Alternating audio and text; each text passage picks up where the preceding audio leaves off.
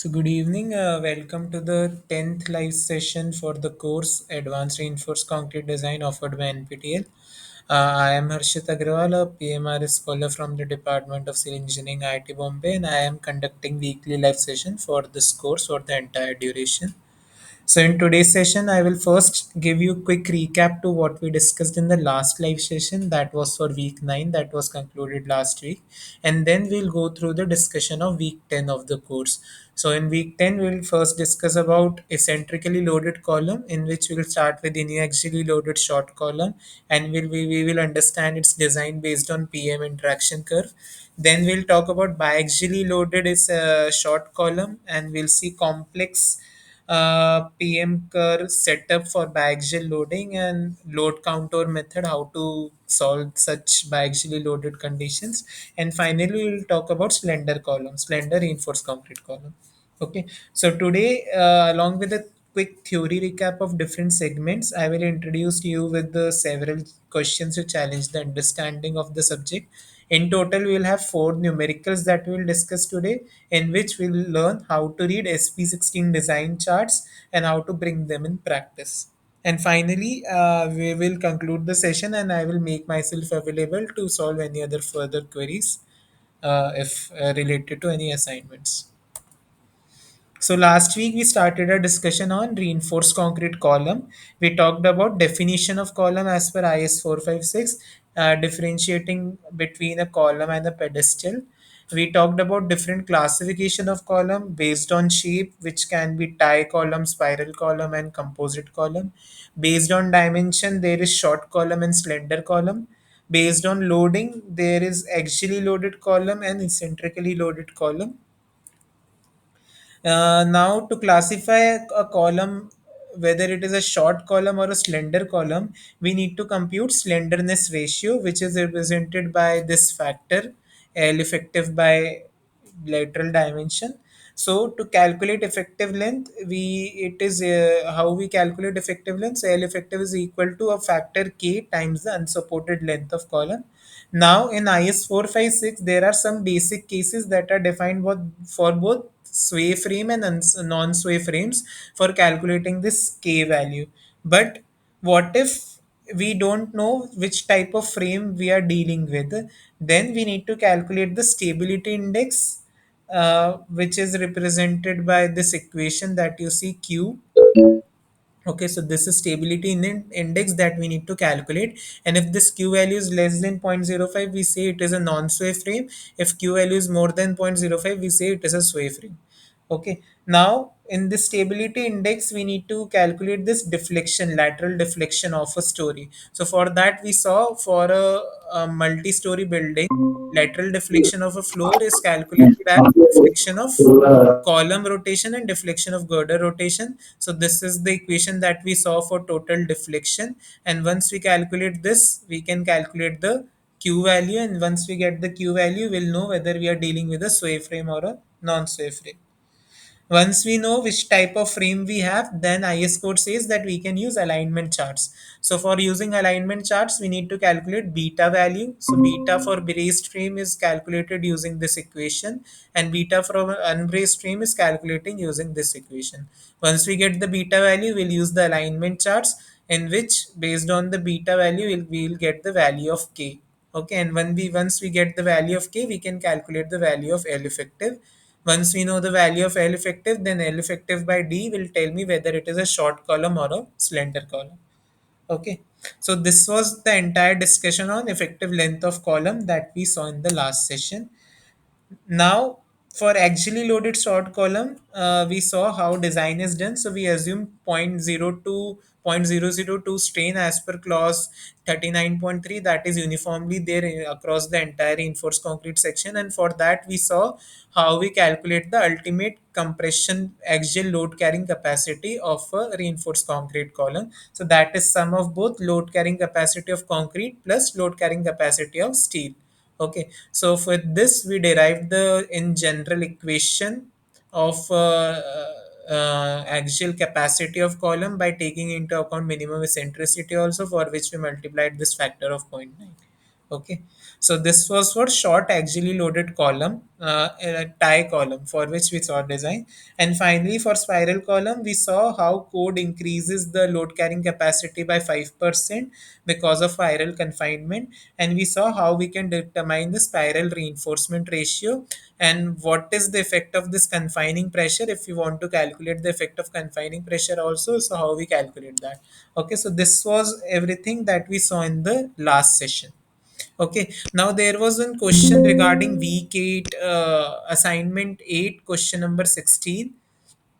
So in that question, yes, the answer will be A. So there is only flexural bending capacity. There should not be any moment capacity in compression. So you can report that correction for, you can report for that correction to NPTEL team. They will mark the correction.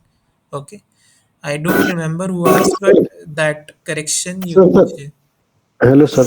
Yes. Sir, I was there for reporting that. Huh. I report in question and answer platform. Okay. Apart from there, is Nah, there any that other reporting platform I there have to is report? enough. Reporting there is enough. If Okay, you don't get an answer, then just let me know by next session. I will also drop them a message. okay. Okay, still I don't get any answer from there. What? Still I don't get any answer Okay, so on that I platform. will convey this to them, to the NPTEL team. They will mark the correction. Answer will be A. There is Okay, only bending capacity okay, okay. in tension, no bending capacity in compression, because moment due to torsion is lesser than the bending moment actually acting on the column. Okay. Yes, yes, yes, sir. Thank you, sir. No, okay, so now we'll discuss about eccentrically loaded column. So there we know there are two types of columns based on loading. Okay, we have seen axially loaded column, which is which is under direct action of axial load stress, and it is not subjected to any bending. So this is how axially loaded column look like. Okay, my load is acting at the center or very small distance away from the center. So we saw if eccentricity is less than 0.005 times d, 0.05 times d, then we say that we can consider a column as axially loaded column. So for this we have seen the design. Now the second type is eccentrically loaded column, where the load where my reinforced concrete is under the action of both axial load stress and bending stress. So my load is acting, not acting at the center of the cross section, it is acting away from the center. Okay, so if it is acting along any one of the axes, x axis or y axis, we say it is uniaxially loaded short column. Or if it is acting somewhere between both the axes, then we say it is biaxially loaded short column. So in uniaxial loading, what will happen? There is compression and there is bending across one of the axes. In biaxial, there is compression also and there is bending across both the axes. Okay, that's why it is known as biaxial loaded short column. So if we see the loading and the strain distribution for different cases, like first we are starting with uniaxially loaded short column. Okay, so if we see loading and strain distribution, when my eccentricity is zero, the entire reinforced concrete is under pure compression. And as we saw in the last session, the strain in concrete and strain in steel is equal and it is equal to 0.002.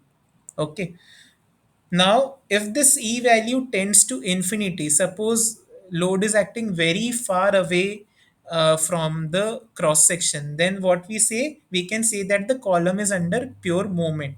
Okay, so about its center. So there will be both tension zone in my cross section and there will be both compression zone in my cross section throughout its length. Okay, so we are talking about cross section view from the top. Okay, so half of my concrete or more than half can be in compression and some part will be in tension. Okay, when my eccentricity tends to infinity, okay, load is acting very far away from the axis. Okay, now if eccentricity is not infinity but it is still very large, okay, this E value is large. Okay, so what will happen? There will be both axial load and moment acting on my cross section. Okay, but since E is large, we know moment is given by load times eccentricity, and if E is large, we can say moment will dominate the axial load. Okay, this m value will be very very greater than p. Okay, so moment will dominate axial load, and that's why we say there is large moment relative to axial load. And in such cases, what will happen?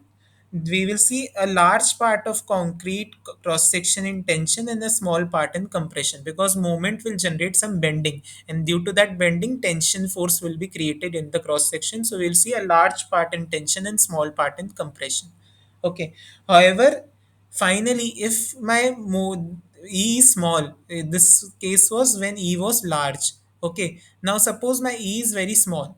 Okay, so what will happen? There is both load and moment acting. Now we know moment is equal to p times e, but since p is small, then my moment is less than p.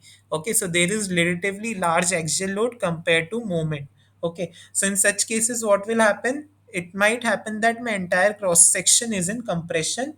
However, not a constant compression, but still in compression. Okay, so in this way, the strain distribution can differ based on the value of E. Okay, eccentricity is zero, then pure axial load. Eccentricity tends to infinity, that means pure moment. And if eccentricity is very high, then we'll say there is large moment compared to axial load. And if eccentricity is very low, then we'll say there is large axial moment compared to large axial load compared to moment. Okay, so there can be different cases in the design of reinforced concrete. So based on the relative value of P and mu, the failure behavior of reinforced concrete can change, as we saw in this. Okay, there can be pure compression member, there can be pure there can be a large part in tension, small part in compression, or there can be non-uniform compression, uniform compression. There can be different types of behavior. Okay, so to study this interaction between p and load and moment, we have pm interaction curve that is proposed by IS code, which gives us the failure envelope of a column under eccentric loading. Okay, so we can see in this is my failure envelope that we generate for a given cross section and given condition of a reinforced concrete column. When eccentricity is zero, will say this is pure compression, and when eccentricity is infinity, we'll have pure moment. Okay, now at E is equal to E minimum. Okay, uh, the axial load capacity drops a little, and that's why we multiply a factor of zero point 0.9 when we do design of short column. Okay, to take into account this drop in the axial load capacity that will come from here to here. Okay, now if we further go down beyond E minimum, the this failure curve can be divided into two zones: compression failure and tension failure. So this part that is highlighted in yellow, it represents compression failure, and the part that is highlighted in red highlights the is for tension failure. Okay, and both these are divided by a line which is known as balanced failure line. Okay, when eccentricity is equal to E balanced, we say that both compression and tension failure, they can happen, both compression and tension failure, they reach together, like we saw for balanced cross section design in uh, the RC beams. The same concept apply here. The strain in concrete and the strain in steel, they reach the extreme value together, so that's why we say it is balanced failure. When E is less than E balanced, we say that the compression failure will dominate, and when E is more than E balanced, we say that the tension failure will dominate. Okay, now when E is less than E balance, we have compression failure. So what this means, that when the loading eccentricity is less than corresponding to balanced failure condition, the yielding of longitudinal steel in tension does not take place, and failures occur at the limit state by crushing of concrete in the highly compressed edge. So this means that my steel that are there, longitudinal steel bars, they won't fail in tension. Rather, it will be the concrete that will fail in compression at the extreme ends. Okay, the compression reinforcement may or may not yield depending upon the grade of steel and its proximity to the highly compressed edge. Okay, so we saw there can be both compression and tension zone. Okay, so in this also, the steel can be in both compression and tension. So we say that there is no tension failure, but the steel that is there in the compression zone, it may or may not fail, okay, depending upon the strain that is acting in that steel. But the overall failure is in compression when E is less than E balance, and this is known as compression failure. Now, when we go beyond this E balanced line, there is tension failure. So if the loading eccentricity is greater than that of balanced failure condition, we say that the failure is initiated by yielding of tension steel.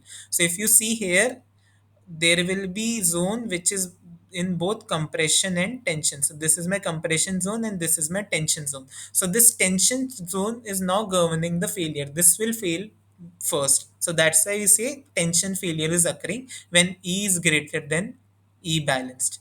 Okay, the outermost longitudinal bars in the tension side of the neutral axis will undergo yielding, followed by successive inner rows on the tension side. So from the outermost bar, like we have this reinforcement, there can be rebars here also, like that in multiple stacks. Reinforcement may be arranged depending upon the cross section of my column. Okay, so these outermost bar, they start to yield first when E is greater than EB, and successively the inner reinforcement bar will start to yield.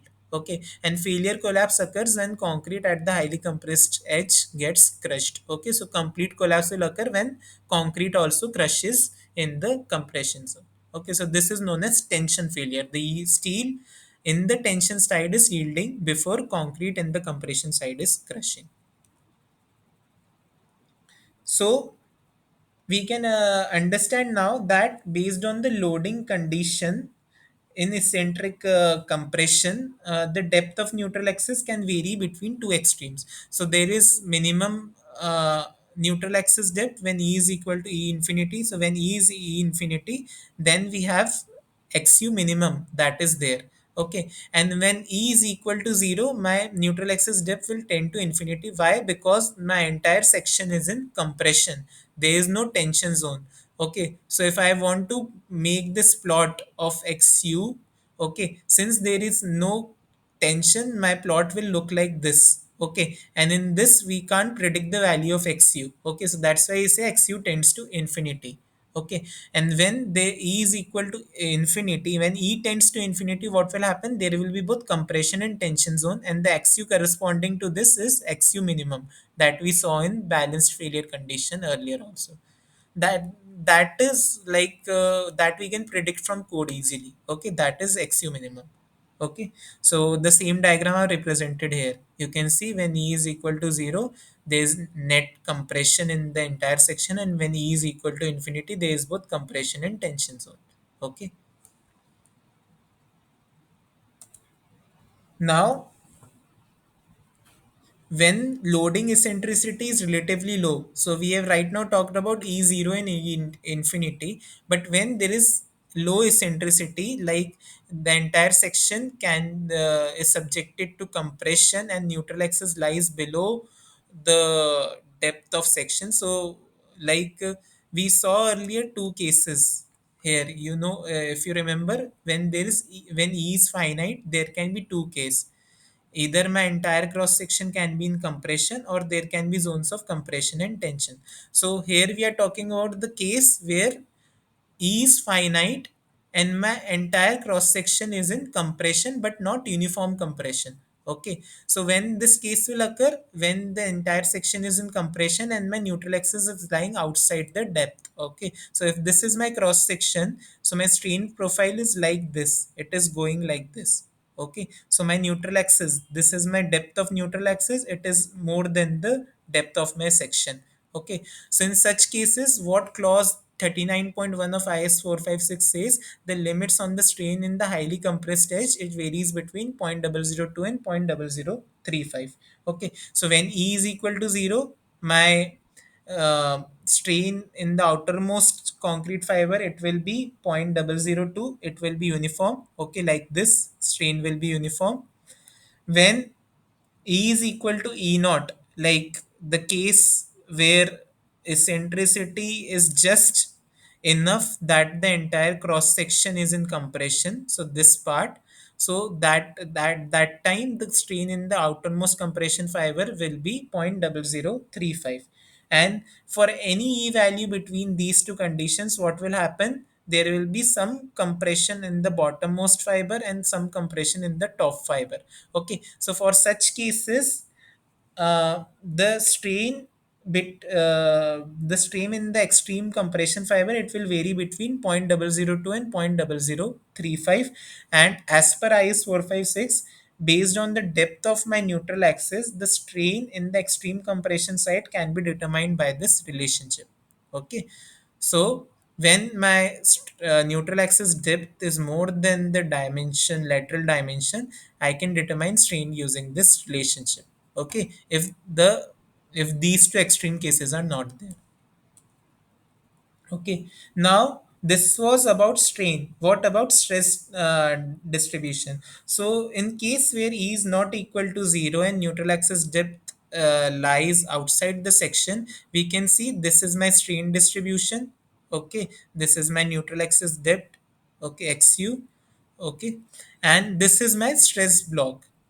Okay, so my concrete cross section is not uniformly stressed. Okay, so how we can determine the total axial load for compression capacity and moment capacity of this column? So we know steel reinforcement which are present at different depth or different depth at different locations. Okay, and we know there is concrete throughout the cross section. So net axial capacity of my column can be written as the force taken by concrete plus the force taken by steel. Why? Because entire steel and concrete is in compression. And net moment capacity we can write as moment generated by concrete and moment generated by steel. Okay, so force taken by concrete will be nothing but some factor alpha times FCK times BD, and moment generated by concrete will be FC times D by 2 minus X dash. So if I calculate moment about the central axis, so this distance is my D by 2. Okay, if my net concrete force is acting at a distance x bar from the top, then, and this is my central axis, so this distance will be nothing but d by 2 minus x bar.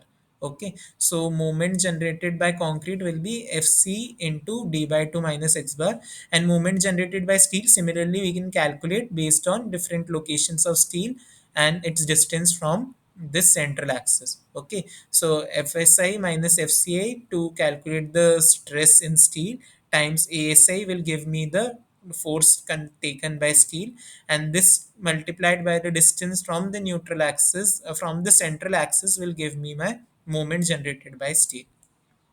Okay, now, when neutral axis lies within the section and E is not equal to 0, so there is both compression zone in my concrete cross section and tension zone in my concrete cross section. So, in such case, what will happen? Above neutral axis, my entire concrete is in compression. So, there is force generated by concrete also, and there is force generated by steel, that is in the compression side.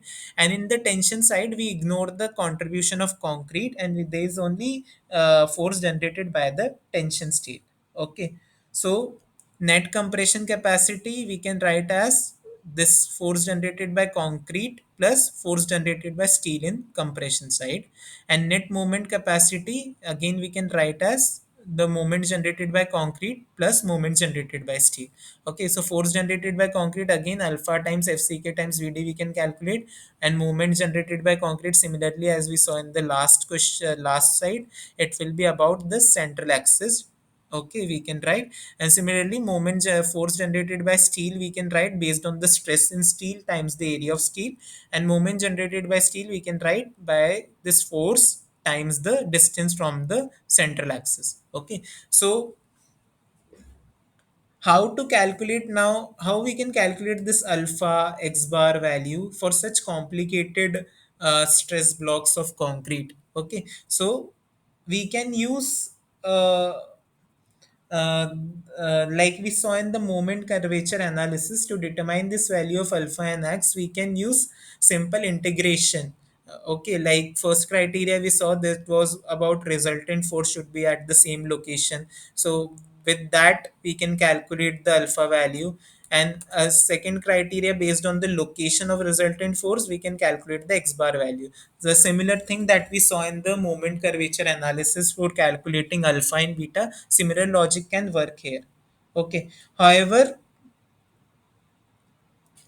this process can be complex, like calculating alpha and x every time for every hit and trial of a neutral x step. It will make solving a uniaxially loaded short column design very complex. So to aid this complexity, we have SP16 design charts that are available in that are available by IS Indian standard. So how we read this chart? If we know the grade of steel, if we know the effective cover upon total lateral dimension of my column, okay, we can calculate two factors, pu upon fckbd and mu upon fckbd square. Once we know these two factors, we can calculate, based on my d dash by d value, we can calculate the amount of steel reinforcement. Okay, percentage steel reinforcement by fck ratio.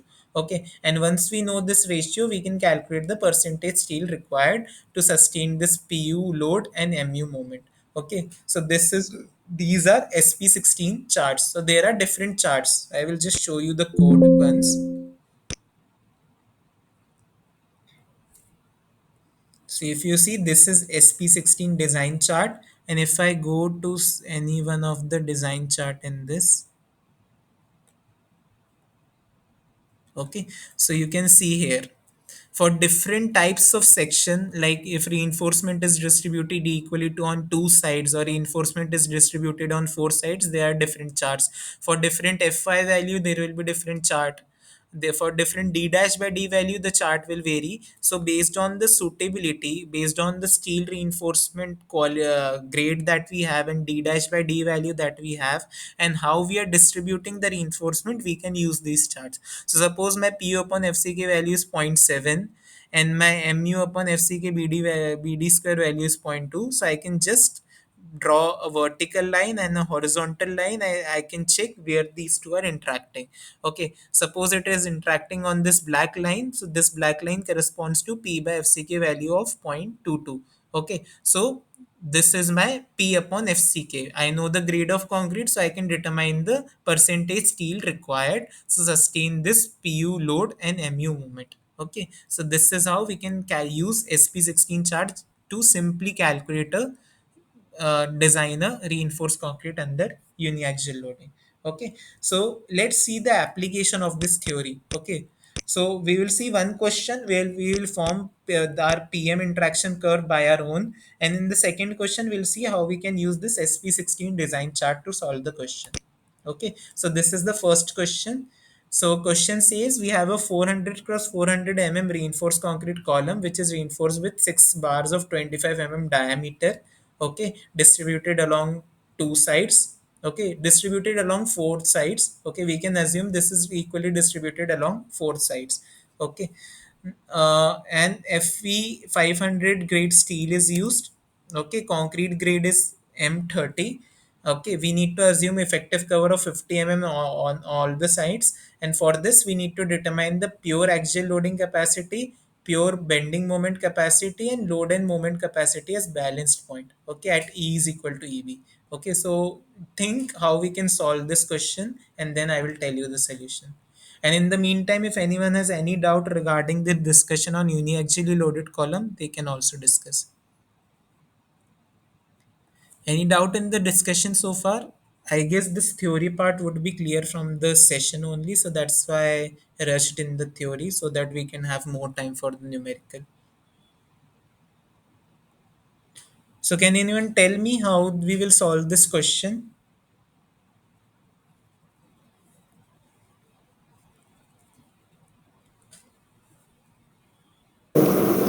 So for pure axial load capacity, we can use formula point 4 FCKAG plus 0.67 Fi minus point 0.4 FCKAC. We can calculate that direct. Yeah, so pure axial capacity Okay. means my eccentricity is zero. Okay, so for that we'll just assume it as a axially loaded short column, and we can calculate the PU value. MU will be zero in that case. Now in pure bending capacity, how we will calculate? What will be eccentricity when we are talking about pure bending?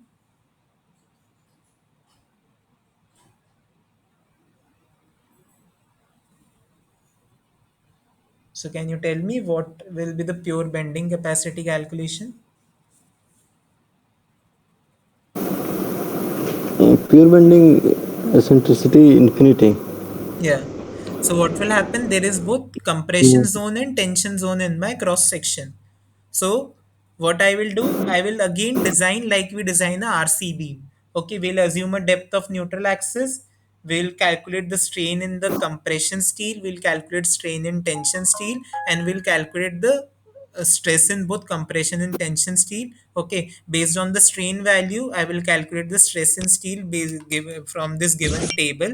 Okay, once I know the stress in steel, I can calculate the total force taken by compression steel and tension steel. I can calculate the compressive force of concrete, and I will equate total compression force should be equal to total tension force. Once we get the depth of neutral axis, we'll get the total compression capacity of a member, and we will get mu value also for the central axis. Okay, and what about at balanced point? So what balanced point means? For balance point, our XU is equal to D. Okay, balance point means my XU is concrete equal to and XU steel, they max. are reaching the yielding, they are reaching their ultimate strain together. Yes, yes. So we'll assume epsilon Cu is equal Yes, to XU is equal to XU max. 0.0035, and strain in the tension steel we'll assume at as 0.002 plus 0.87 Fy upon Es. Okay, once we know both these values, we will calculate the depth of neutral axis, that will be Xu minimum, so that we can calculate from is code. Okay, xu by d formula we know that are given in is code. From that we'll get xu value, and we'll calculate the strain in compression steel, and again do the calculation of total load and total moment. Okay, clear with the approach? Okay, sir. Okay, so let's see the solution. So first we have part A, which is about pure axial loading. It means that eccentricity is equal to zero. So we, as you said, the ultimate load carrying capacity will be zero point 0.4 FCK AC. So I have written AG instead of AG. I have directly used AC here. Okay, so zero point 0.4 FCK AC plus 0.87 FY ASC. And what will be AC? AC is nothing but AG minus ASC.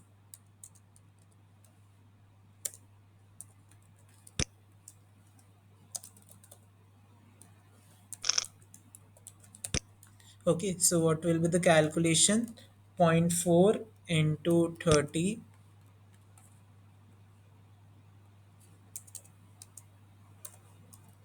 0.4 into 30 into 400 cross 400 minus 6 into 3.14 into 12.5 cross 12.5. Okay, this is my total compression steel area, total steel area, plus 0.67 FY 500 ASC, 6 into 3.14 into 12.5 into 12.5. So upon solving, you will get PU value is equal to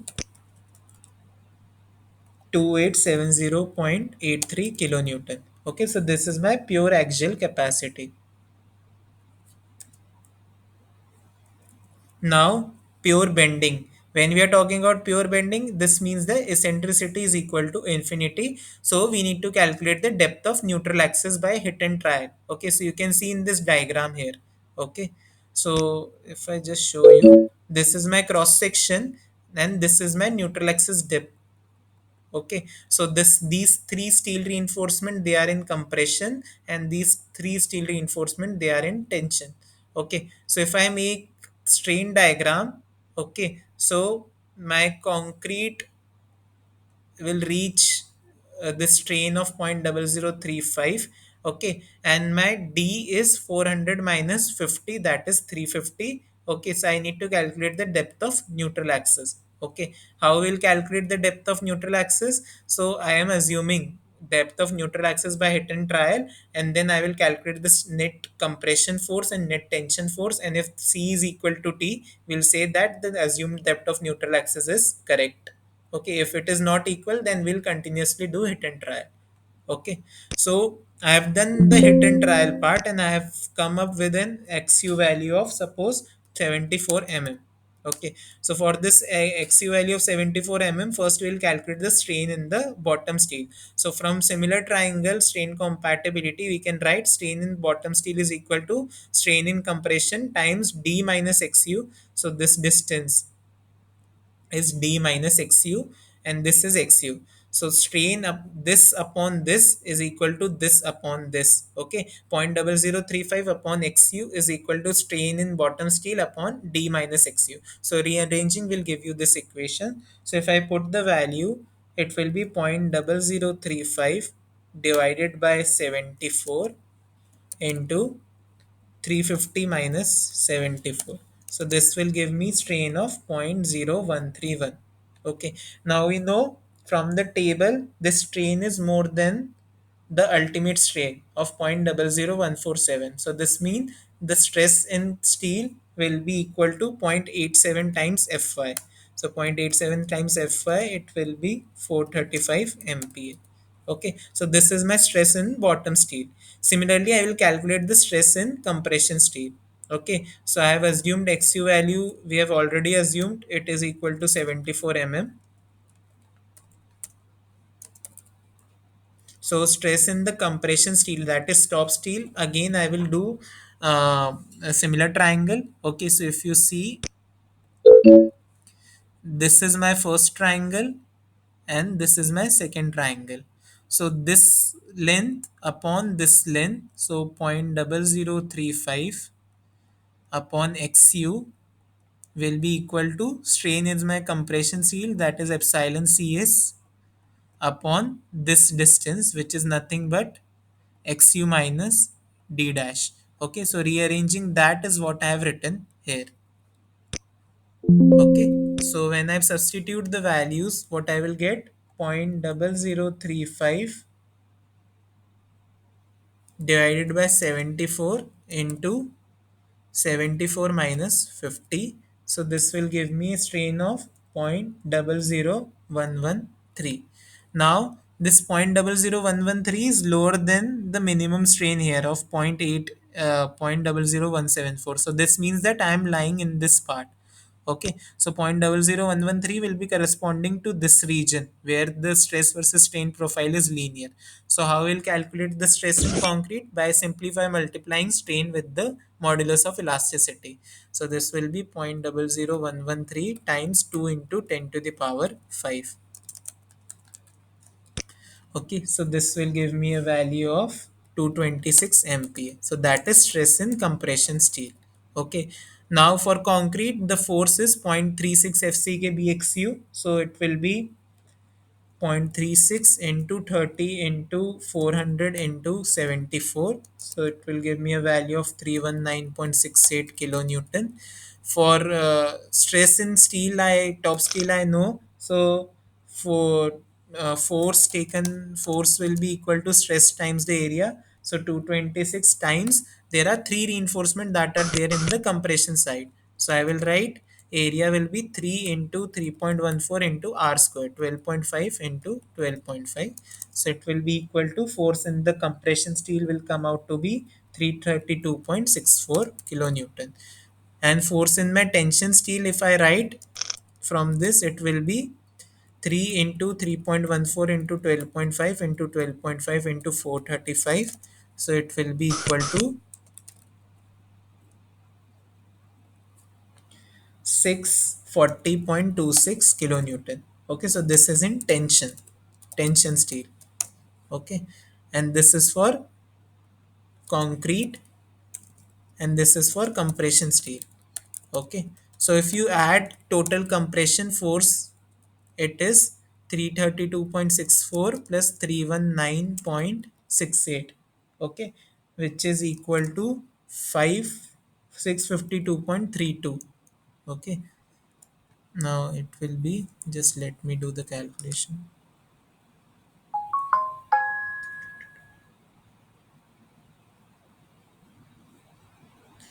Yes, 652.32 kilonewton. Okay, so this is my net compression force and my net tension force was also 640.26. So these two values are very close to each other. So we can say this XU value that we have assumed, it is correct.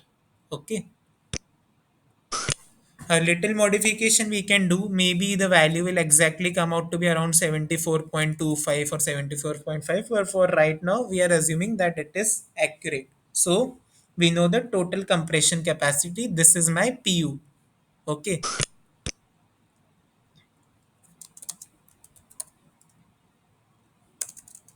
Okay, my net PU will be zero because I am talking about E is equal to infinity. So it will be C minus T. So it will almost be equal to zero.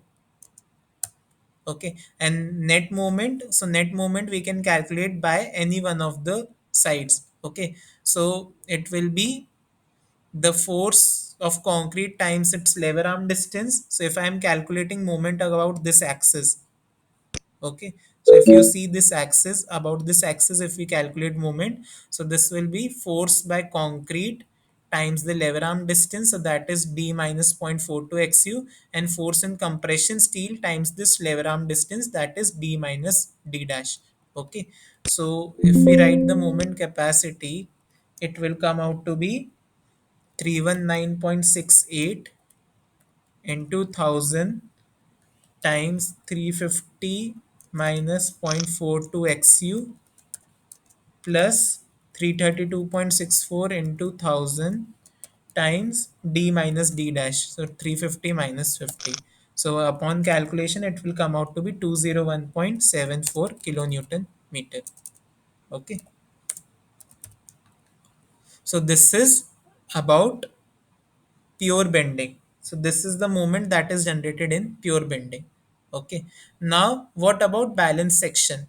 So when we talk about balance section, both steel and concrete, they are reaching ultimate strain together. So we can write strain in concrete, it is equal to 0.0035, and strain in steel is given by this formula 0.002 plus 0.87 Fy upon ES. So 0.002 plus 0.87 times 500 divided by 2 into 10 to the power 5.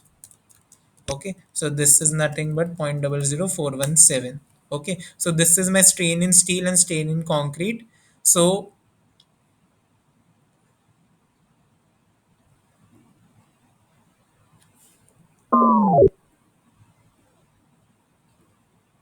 okay, so depth of neutral axis, it is XU max, so that we can calculate from IS 456. So for FE 500 grade, we know XU max by D, it is given as 0.414.456. So from this, XU will come out to be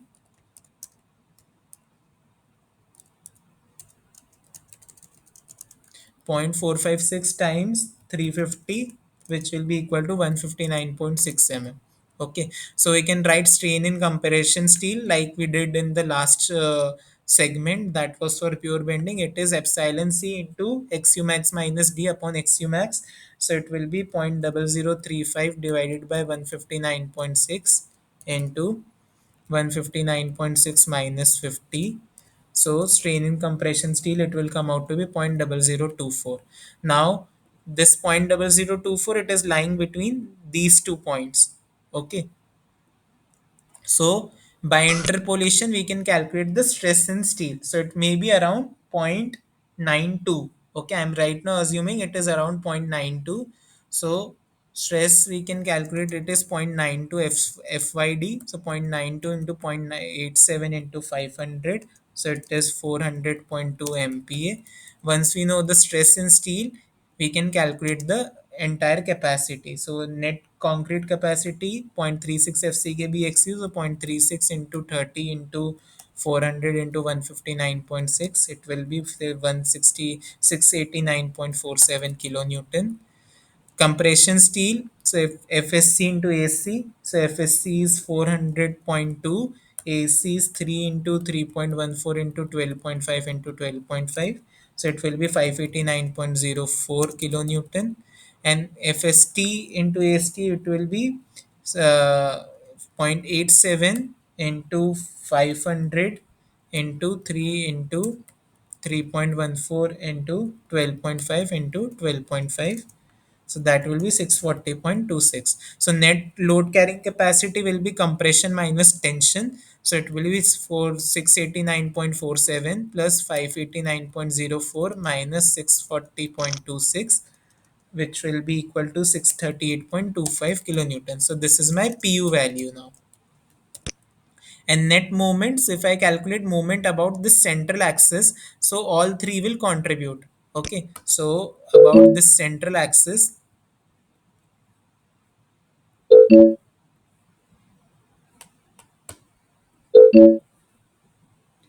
okay, that is at a distance d by 2. Okay, moment due to compression force will be d by 2 minus 0.42 xu, because compression force is acting at a distance of 0.42 xu from the top. Moment due to compression steel will be d by 2 minus d dash, because this distance is d dash. And moment due to tension will be this capital small d minus d by 2. Okay, so this is my lever arm distance for all three force components. Okay, so when you will substitute all the values, the value of C, value of CS, and value of CT, you will get the net moment capacity. It will come out to be 276.07 kilonewton meter. Okay, so this is how we can find different load and moment capacity points on my design chart, okay, by manual calculation. Okay, so we have calculated pure loading capacity, we have calculated pure bending capacity, and we have calculated load and moment capacity at balance point. Okay, any doubt in this? How calculation was done, how different parts was taken up? So you can see this is a very complex question. Like if we want to draw our own design chart, it is a very complex things, because every time we need to do hit and try to assume depth of neutral axis, then we need to calculate stress, and everything becomes complicated. So that's why we prefer to use SP16 design chart whenever we do calculation. Okay, so let's see the application of SP16 chart. Okay, so we have this one more question. Okay, so in this we need to determine the reinforcement to be provided in a square column subjected to uniaxial bending with following data. So we know the size of column, we know the grade of concrete, we know the grade of steel, we know the factored bending moment and factored axial load. Okay, and we know there are two types of arrangement of steel reinforcement. One in which steel reinforcement is arranged on two sides, and in second case steel reinforcement are arranged on all four sides. Okay, and we need to assume that moment due to minimum eccentricity is less than this actual moment, and there is 25 diameter rebars that we are providing with 40 clear cover. Okay, so can you then tell me how we'll use SP16 chart to solve this question? What will be the process?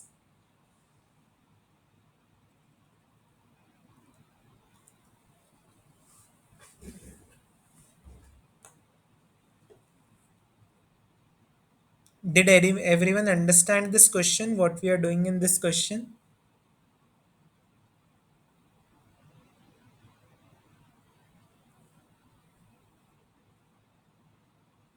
Any doubt in the question?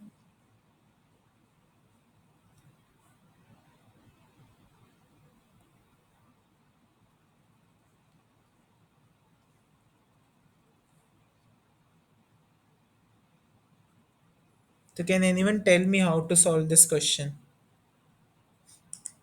What will be the process?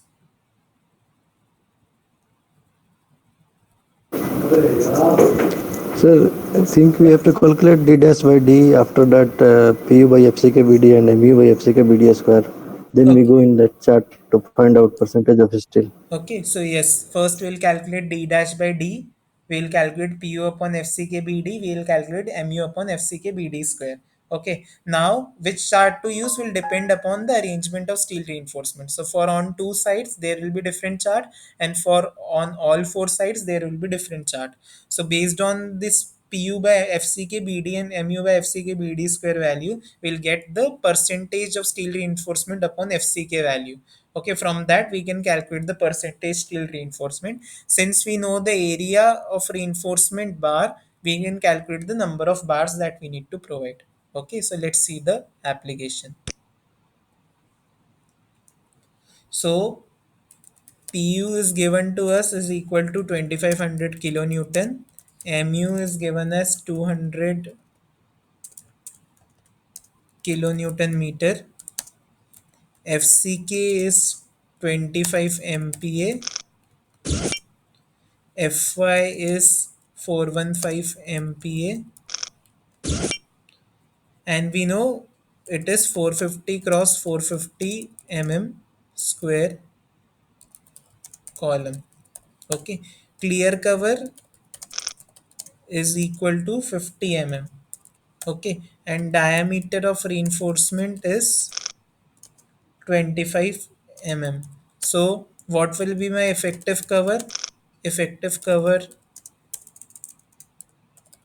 d dash, it will be nothing but clear cover plus half times the diameter. So half times diameter will be 12.5. So I have my effective cover as, effective cover is 40. I have written 40 in the question, right? Yes, 40. So it will be 50 plus 40 plus 12.5. So it will be 52.5 Okay, so this is my d dash. So d dash by d value will be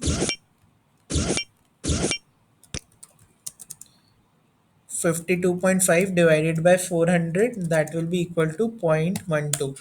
Now when you see SP design charts, they are like d dash by d is mentioned in either it will be 0.15, 0.2, 0.1, 0.05.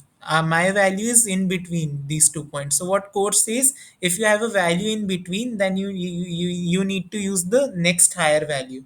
Okay, so therefore we will use chart corresponding to 0.15.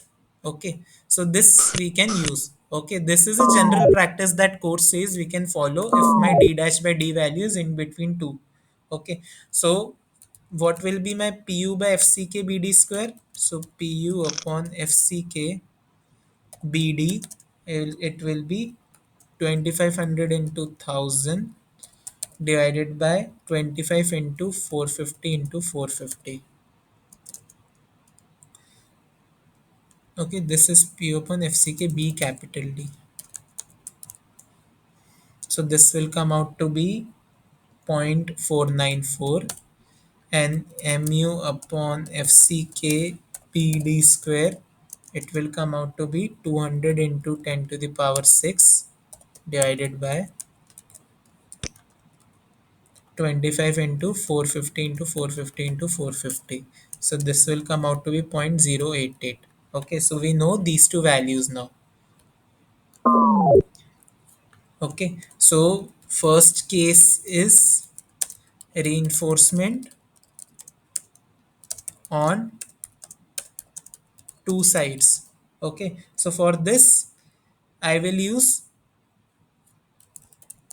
chart 33. Okay, so if you go to this chart number 33, my fy is 415, d dash by d is 0.15, and reinforcement are provided on two sides. So this chart we can use. Okay, so in this chart what we'll do, we'll mark my pu by fck bd square is 0.494, so it will be somewhere very close to zero point 0.5. Okay, somewhere here. And my mu upon FCK BD square is 0.088. So it will be somewhere here. So when you will draw this horizontal line, vertical line and horizontal line, you will see that your P by FCK value will come out to be in between 0.08 and zero point 0.1. So I will take P by FCK value as zero point 0.9, 0.09. Okay. So if I get P by FCK, then my percentage steel reinforcement P will be equal to 0.09 times FCK, which is 25, so it will be 2.25%. Okay, so AST will be nothing but 2.25 into 0.01 into gross area, which is 450 cross 450, which is 4556.25 square. Once I know AST, so number of 25 dia rebars will be total area 4556.25 divided by area of one reinforcement. So that is 3.14 into 12.5 into 12.5. So you'll get this value is 0.9.28. So we can approximate it to 10. So we'll provide 10 numbers of reinforcement on two sides. Okay, so this was my first case. Now, second case, reinforcement on all four sides. Okay, so for this, again, my d dash by d remains the same, pu and pu by fck bd remains the same, mu by fck bd square remains the same. So for this, now for all four sides we need to use different chart. Okay, so we'll go into four sides, and in four sides we'll see d dash by d as 0.15. So we'll use chart. So this is fy is equal to 250 here. In 415, d dash by d 0.15. So we'll use chart 45. Using chart 45. Okay. So again, my pu by fck value is 0.494, very close to 5. And my mu by fck bd square is 0.088. So it is somewhere here. So in between, it will come out to be in between 0.10 and very close to 0.10. Okay, if you see, this is my point. Okay, so the value will come out to be very close to 0.10. So we can take p by fck as 0.10. So my p will be nothing but 0.10 times 2.5. So it is 2.5. ast will be 2.5 into 0.01 into 450 into 450. So it will come out to be 5062.5 mm square. So number of diameter reinforcement 25 mm diameter reinforcement, it will come out to be total area upon area of one piece reinforcement. So that is come out to be 10.31. Since we need to provide equal reinforcement on all four sides, so I will take 12 number of rebars so that I can provide 4 on each side. Okay, so this is how we can use SP16 chart for different reinforcements arrangement. Okay, any doubt in this question? How we used SP16 chart? Okay, so you just need to scan through different charts and you need to select which chart is suitable for your design problem. Okay, and how to check? You need to check Fy value and D dash by D value and reinforcement distribution, whether it is on all four sides or on just two sides. Okay, clear with this question?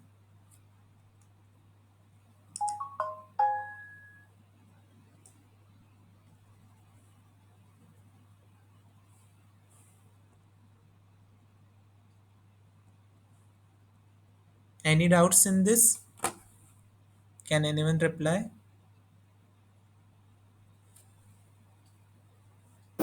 No, sir. Okay, sir. Clear, sir. Okay.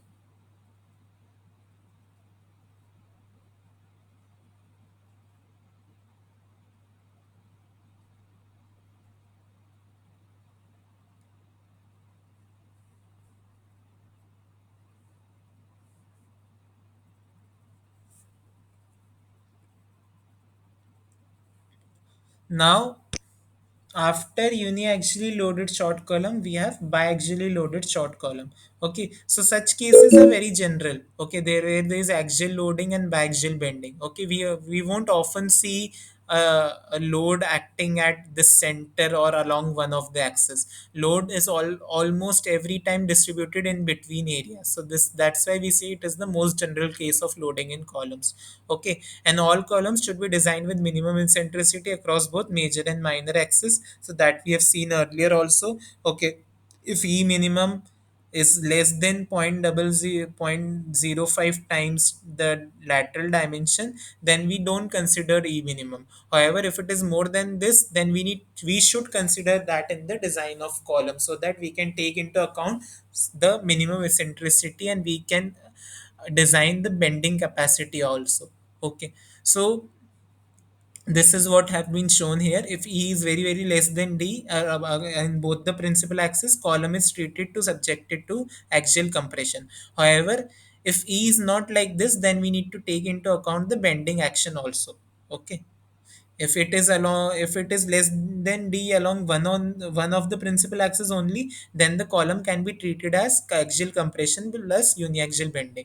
Okay, so whenever e is more than 0.005 time 0.05 times d, we need to take into account the eccentricity while designing. That is what code is saying. So just like we saw PM interaction curve for uniaxially loaded short column, here the same curves become 3D. So if we see, if the load is acting with an eccentricity E on x-axis, like this case, we'll have this case A. Okay, so if the load is acting like this, the moment is produced along y-axis. So we have this case A where we have load and moment along y-axis. So this is my area that I am concerned with. Okay. Similarly, if my load is acting along y-axis, then the moment is generated along x-axis. So I have this case B.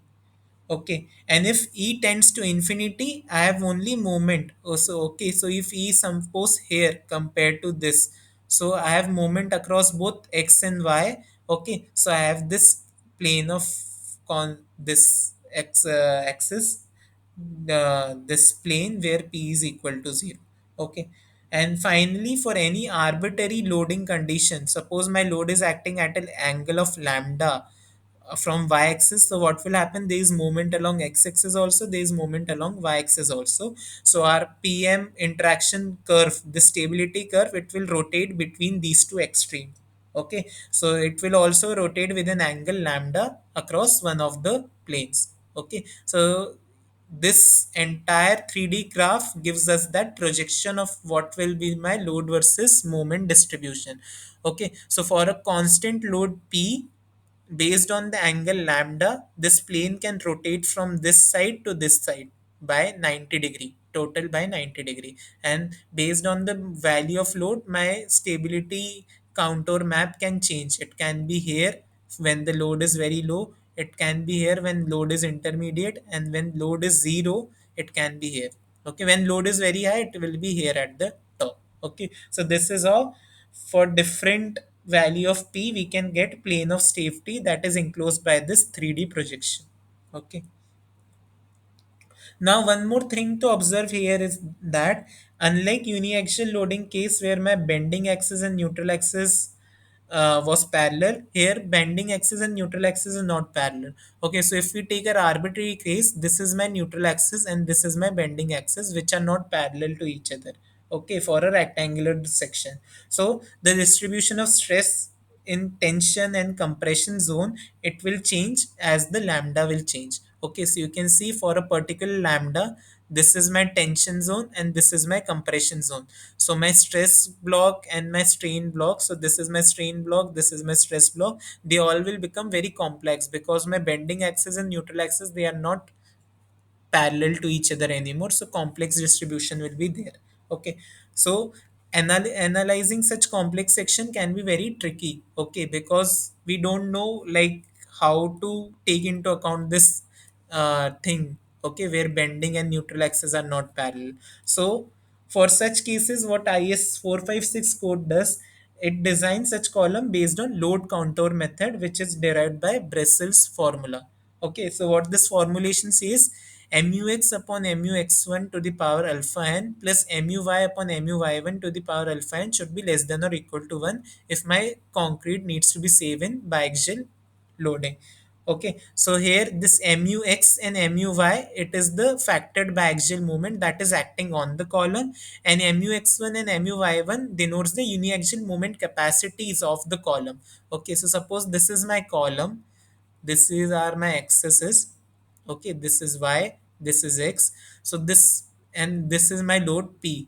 Okay, so and this is ex, this is ey.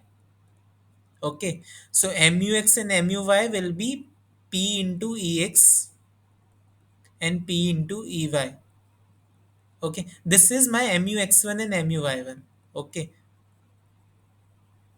so for using this, we'll get mux1 and mu1, the moment capacity along both the axes, and mux and muy is the actual moment that is acting on this column, that is making it its biaxial. Okay, so this is how we get all these four values. Okay, so MUX, MUY, and PU are the measures of the load effect due to external loading on the column, and MUX1, MUY1 are the inherent resistance of the column. Okay, and this alpha n, it is a constant which depend upon the factored axial compression, and it defines the shape of my load counter. So when this load is very small, so what will go, will have a case that is near to this zone.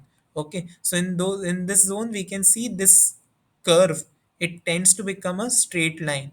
Okay, so that's why we have the load counter is approximated at straight line, and we take alpha n is equal to 1. And when there is very high axial load level, so when we are just near this top part, so we'll say there will be a very large curvature in this stability curve. Okay, so that's why we say it is a quadrant of a circle, and we take alpha n value as 2. And for any case between these two extremes, we take alpha n is equal to a value between 1 and 2. Okay, so the same thing can be understood here. When there is low axial compression, we assume it as a straight line. When there is higher axial compression, we take alpha n as 2. And when the case is between these two cases, then we take this equation, where alpha n we calculate based on this relationship. Okay, so we calculate a ratio pu upon puz. If it is zero point 0.2, then we say alpha n is 1. If it is zero point 0.8, then we say alpha n is 2. And by interpolation for any middle point, we can get the value of alpha n. Okay, so we know MUX and MUY. Based on my PU value, I can get MUX1 and MUY1. Okay, and based on my PU upon PUZ value, I can get the value of alpha n. So once I get all the values, I will check whether my designed RC column is giving this ratio less than or equal to 1 or not. If the ratio is more than 1, that means that I need to increase the reinforcement percentage in my column, or I need to change the dimension of my column. If it is less than 1, then it means that my column is safe against biaxial bending condition. Okay, now how to calculate MUX1 and MUY1? So there are two ways. One is that we know MUX and MUY, the factored moment that is acting on the column. So you can calculate net factored moment as this. And for this net factored moment and PU value that is given to us, we can obtain the eccentricity E. Okay, so for this E value and for this PU value, we can calculate MUX1 P times E. Okay, and we can calculate the design flexure moment for this. And for this E value, we can calculate MUY1 also, and that will be our maximum capacity along X and Y axis. Okay, once we get that, we know MUX and MUY, so we will get the ratios that we want.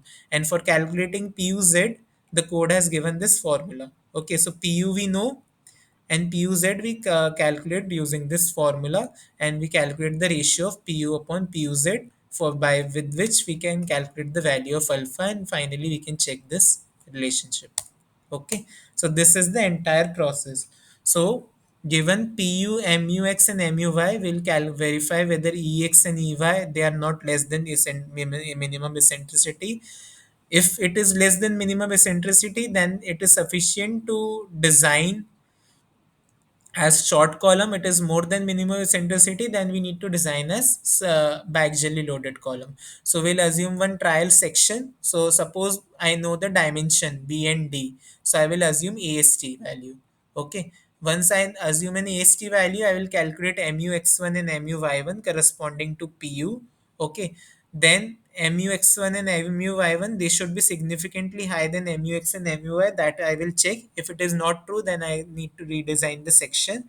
I will calculate PUZ, I will calculate alpha n, and I will check the final condition. MUX upon MUX1 to the power alpha plus MUY upon MUY1 to the power alpha should be less than or equal to 1. If it is not satisfying, then what we'll do, we'll again assume the section with a different reinforcement area, and again do this calculation. Okay, so this is the entire process. Okay, now let's see the application of this process. Okay, so we have a condition in which we need to determine the reinforcement to be provided for a short column subjected to biaxial bending. The size of the column is known to us, concrete grade and steel grade is given, factored pu is given, factored moment along larger dimension is given to us, factored moment are across shorter dimension is given to us. Okay, this is shorter. We know the effective covert reinforcement, so this is D. Okay, and we need to assume moments due to minimum eccentricity are less than this given value, and reinforcement is equally distributed on all four sides. So for this we need to design. Okay, so how we will design? Can anyone tell me what will be the first step for designing such columns?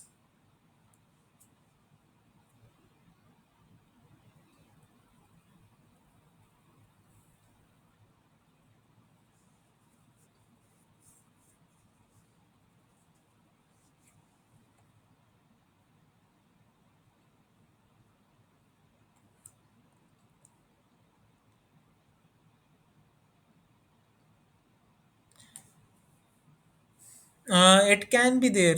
There can be MCQ also, objective questions also, everything can be there. But I don't think so any question will be so complicated that you can't solve in exam. So suppose they are giving you design questions like I am teaching right now, they will give you all the necessary data.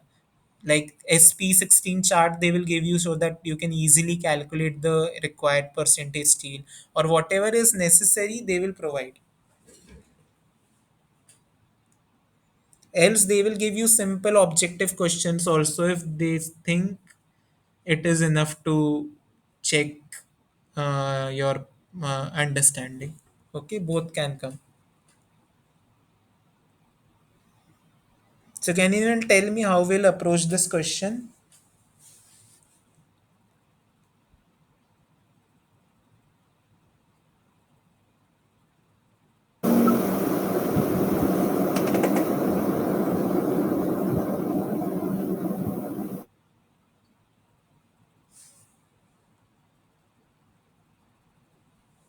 So we know MUX and MUY is given to us. Okay, we know value of PU.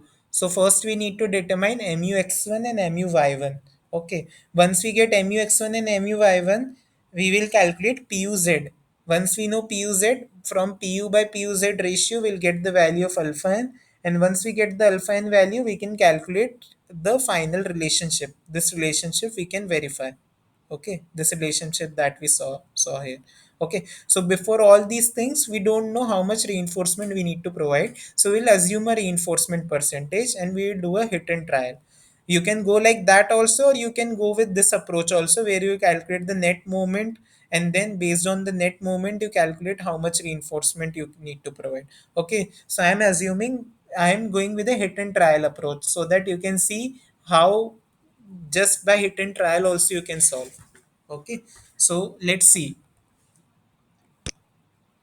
So as a first trial,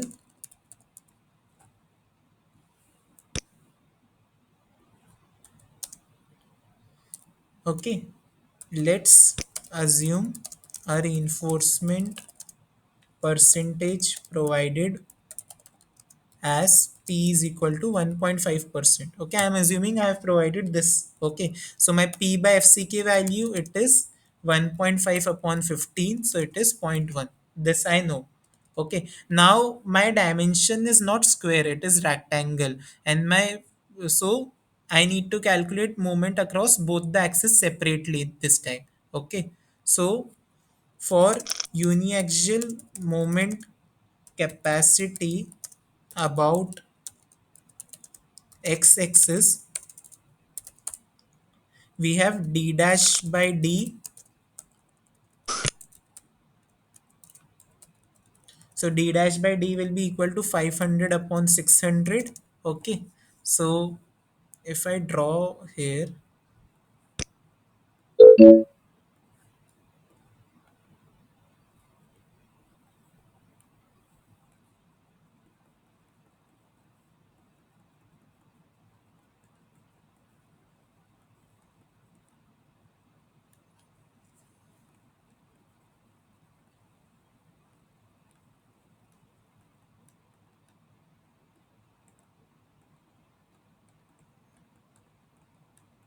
Okay, so this is what my cross section is given to me. One is 400 and one is 600.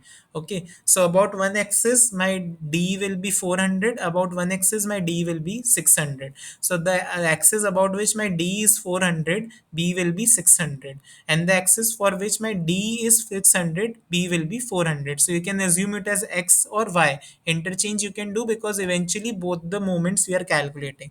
So about Y axis I have assumed D is equal to 600. So d dash by d, it will be 500, 550 upon 600. So that ratio will be 0.083.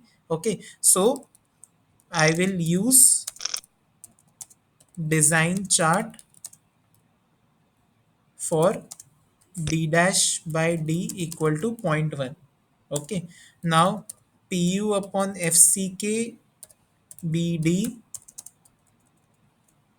is 1600 into 1000 divided by 15 into 400 into 600. So it will come out to be 0.444. So I know reinforcement percentage, I know d dash by d, and I know pu upon fck bd square. So I need to determine mu upon fck bd square. Okay, this is what I need to determine. Okay, how I can determine? Using SP design chart, SP16 design chart. So for this d dash by d value, and assuming that the reinforcement is provided on all four sides, which design chart we need to use? So this time we'll use design chart corresponding to d dash by d is equal to zero point 0.1. Okay, so this chart we'll use.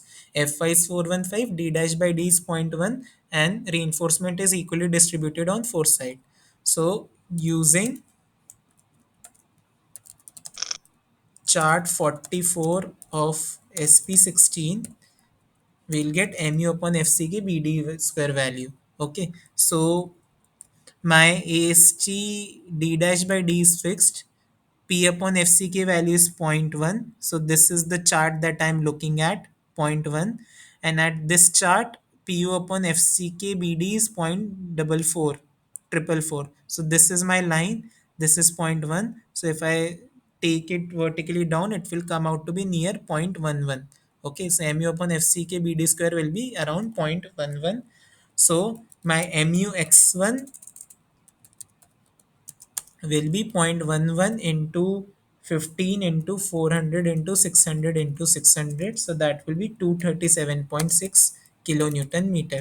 And this is way greater than my MUX value, which was 120 kilonewton meter. So this MUX1 we have calculated correctly. Okay. Now for uniaxial moment capacity about y-axis, I will have d dash by d value this time will be 550 upon 400. So that will be 0.125. Okay, so I will use design chart for t dash by d equal to 0.15. Okay, so pu upon fck bd value will remain the same. Pu upon fck BD, it is 0.444.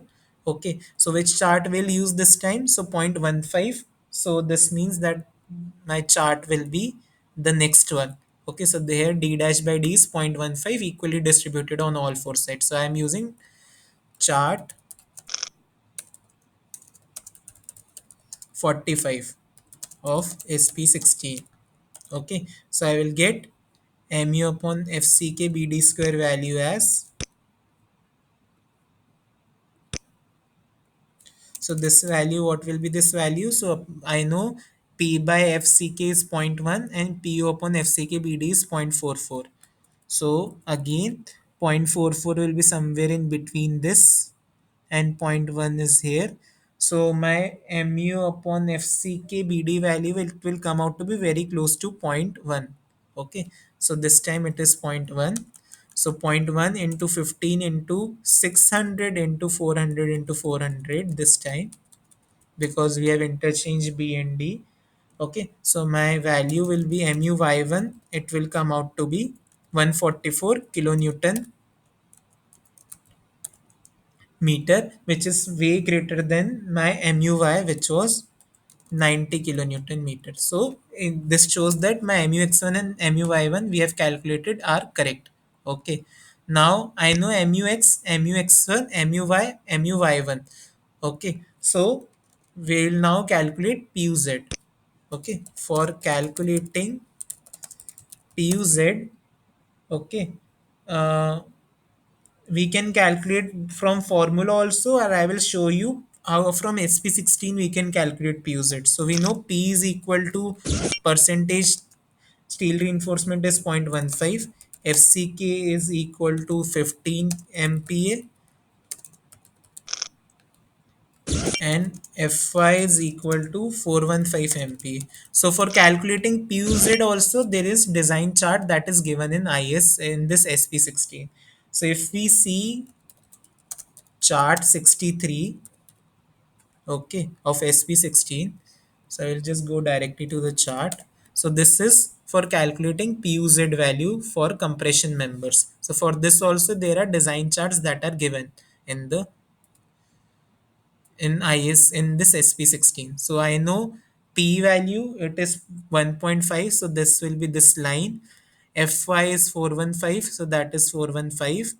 I will go downwards like this arrow is showing how to read this chart. So first we need to look at P value. Once we know P value, we need to move horizontally. We need to interact with the line which corresponds to my grade of steel. Once we know the grade of steel, we need to go downwards. We need to go to the line which corresponds to grade of concrete, and from grade of concrete we need to move horizontal to calculate the value of PUZ by AG. So 1.5, I will go to 415, I will come down to FCK is equal to 15, this, and I will go horizontal. So this will give me PUZ value will be very close to 11. Okay, PUZ by AG value it will come out to be 11. Okay, so from this chart I will get PUZ by AG is equal to 11. So PUZ will be equal to 11 times AG. So 400 times 600, which is equal to 2640 kilonewton. Okay, which is way greater than my PU value. So also, this calculation is also safe. Okay, so I will calculate ratio now. So PU upon PUZ, it is 600, 1600 divided by 2640. So it is 0.606.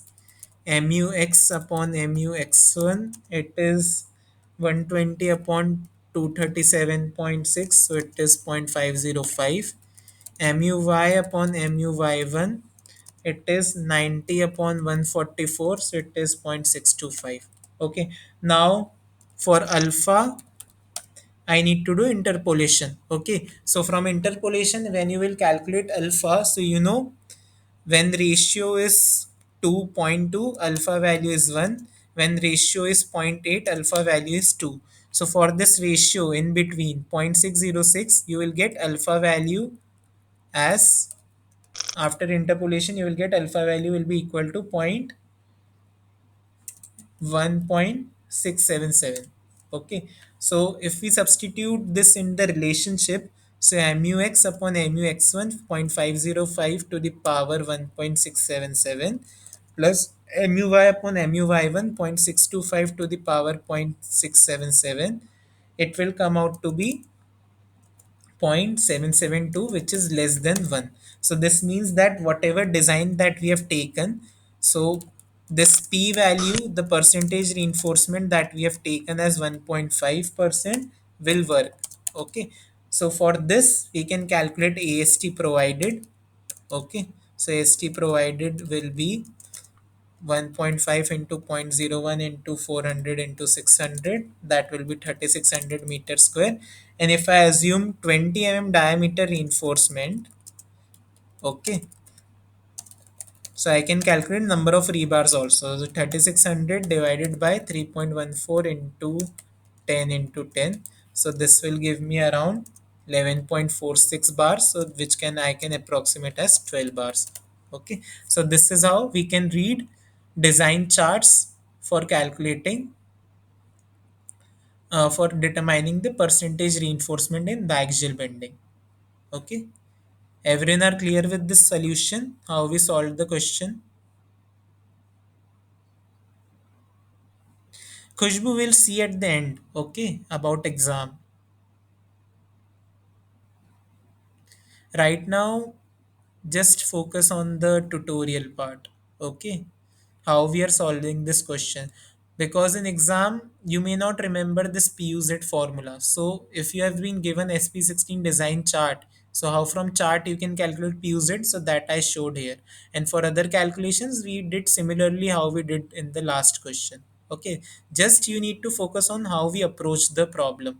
Okay, once you understand these questions, now these are complete design questions that I'm just revisiting. Once you understand complete design question, then the sub part, if it is given to you in exam, it will be very easy for you to solve because you know the complete solution. Any doubt in this question?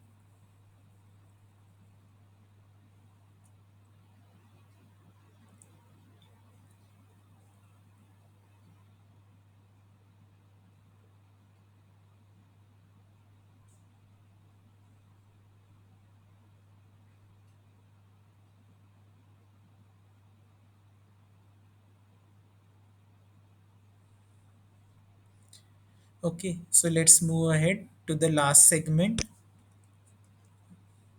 Just give me a minute.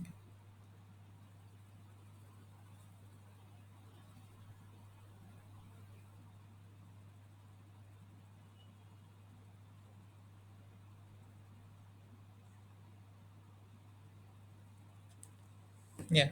So the last segment of RC column design is design of slender column. Okay. So as per technical definition, when the ratio of effective length of column to the lateral dimension is greater than 12, then as per IS 456, we say column is a slender column. So this L effective by D, when it is more than 12, then we say it is a slender column.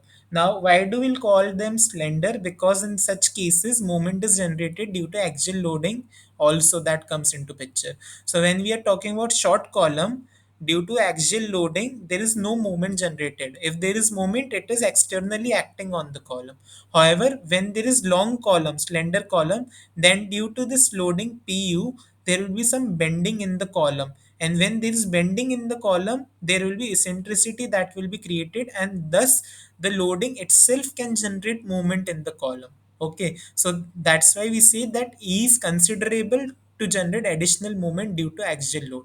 Okay, so this E that is there due to deflection in my column under axial loading, it will be enough to generate additional moment in the column. And in short column, this E is very small or zero. So we don't consider any additional moment generated due to load. Okay. So if we see such column from PM interaction curve, initially we are at this pure loading point. Okay. And we are moving along this minimal eccentricity. So we come here. Okay. Now we are at point A. Okay. Now as the movement slowly starts, as this column slowly starts to buckle, what will happen? There will be eccentricity that will be generated. So with PU will have moment also that will be created. So at a certain point B, we will reach a point B where the concrete will start to crack on the surface of the column. Okay. But still we are following PU because the entire section has not failed. However, as this E will increase further on, as the deflection will increase further, the E will increase further.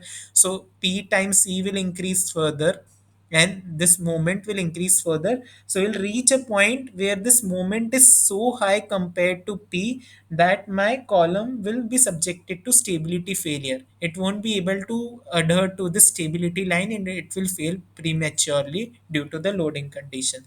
And this is the effect of slender column, where excessive buckling can lead to stability failure in my column. Now, this buckling in column can take different shape profile which depends upon the solution of this differential equation. Okay, so what this equation says, the lateral bending of a slender column under axial loading is governed by the balance between the bending stiffness and the destabilizing force P.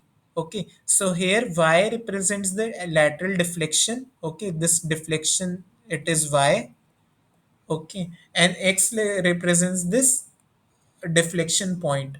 Okay, so the bending moment in slender column, when it is subjected to this load P, it is P times Y.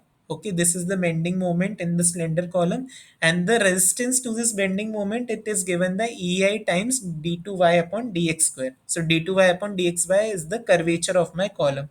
Okay, so when I equate this, I will get the solution to this differential equation, and it is given in this form: pc is equal to n square pi square ei upon l square. So this n defines the shape of bending. Now when n is equal to 1, we'll have a simple half sine wave deflection in the column. When n is equal to 2, there will be two half sine waves in which the column will deflect.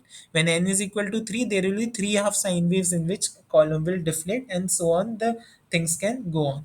Okay, so for braced column, you can see half sine deflection is this, half and half sine deflection is like this. And for unbraced column, when n is equal to 1, you can see there is two half of half sine wave like this.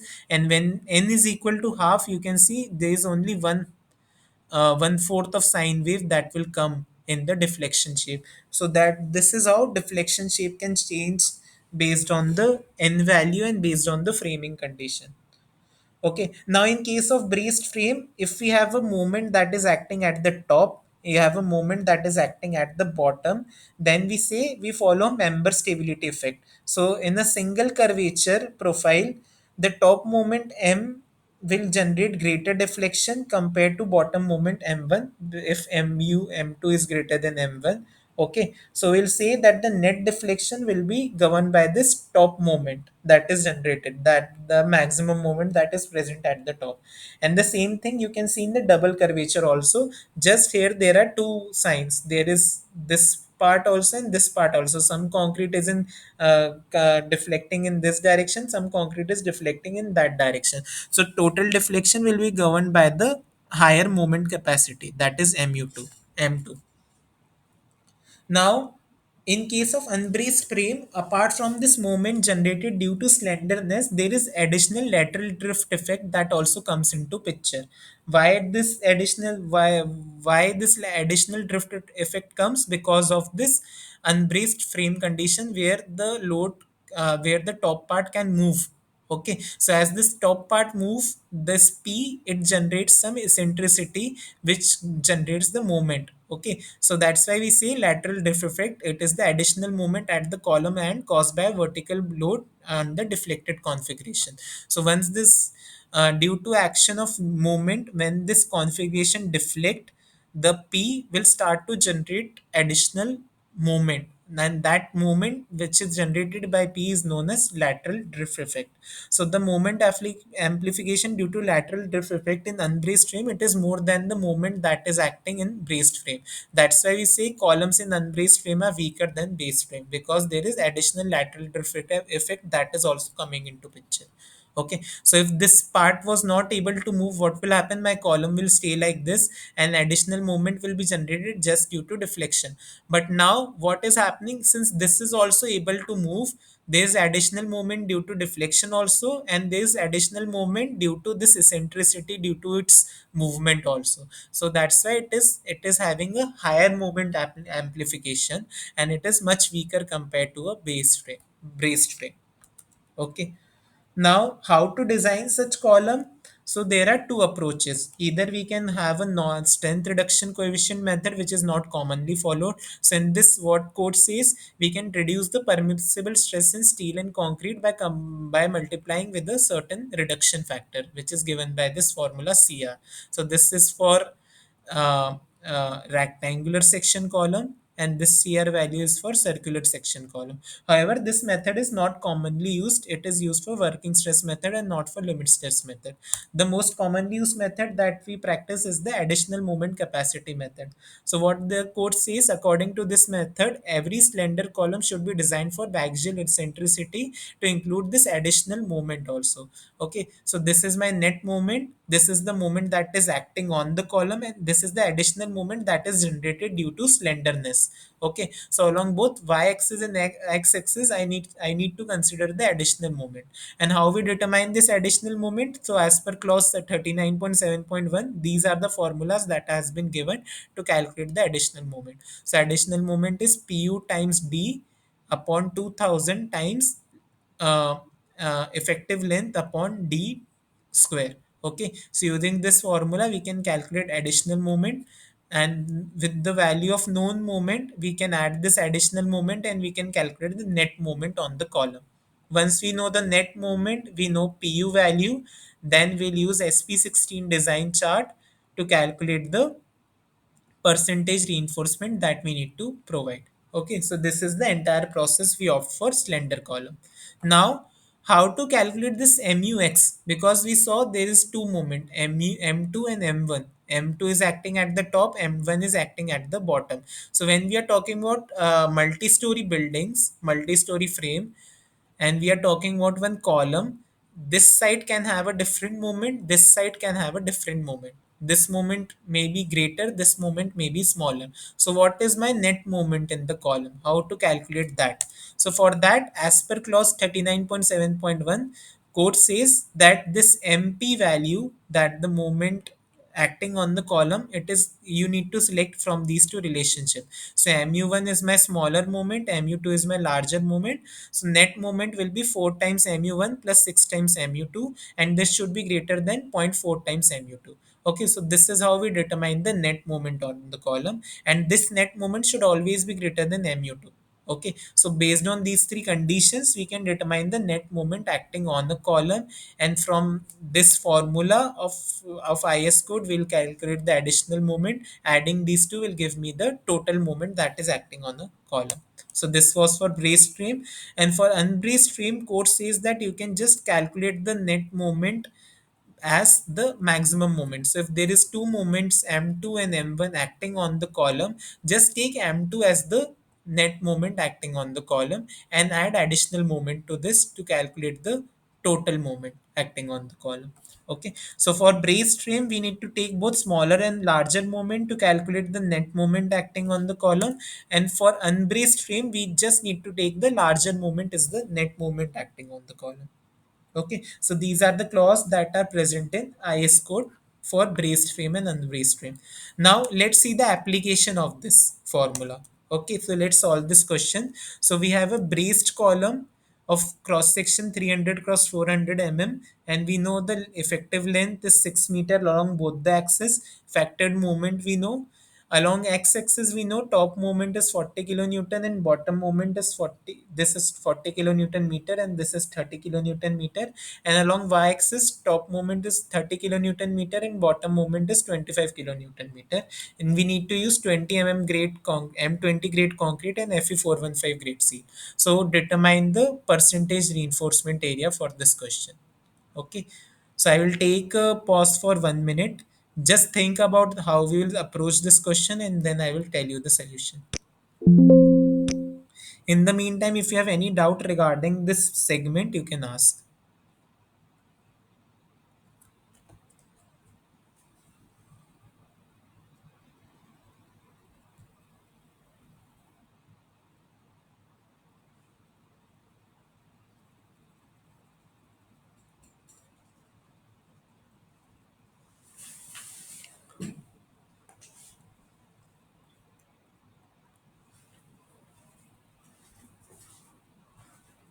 चलना है क्या? अरे बताओ, मेरी class चल रही है, फिर अब मैं 10-15 मिनट में खत्म होने वाली, इसलिए पूछ रहा हूँ.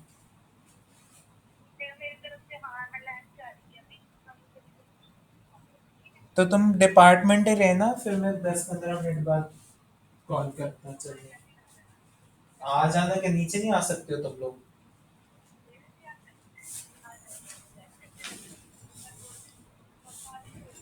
बारिश तो बंद हो गई ना? ठीक है, देखते, छाता लेके चलेंगे. चल चल, ठीक है, बाय, अभी मेरी क्लास चल रही है, bye.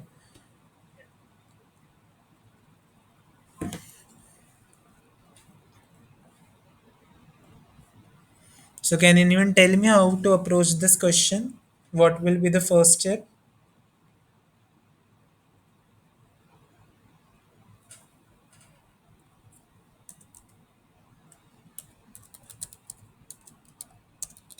Okay, so there is nowhere given in the question that we have a slender column. So first we'll check the condition for slender column. okay, whether the column is slender or not. Okay, so how we'll check? We'll calculate L effective by D along both the axes. If it is more than 12, then we'll say it is slender along both the directions. Okay, now once we know it is a slender column, my step 2 will be to calculate external moment. Okay, so external moment, we know MUX at top, MUX at bottom. Okay, and we need to, so from that also we'll check calculate MUX and MUY, and from minimum eccentricity due to this load also we need to calculate MUX and MUY, and the larger value will take as external moment.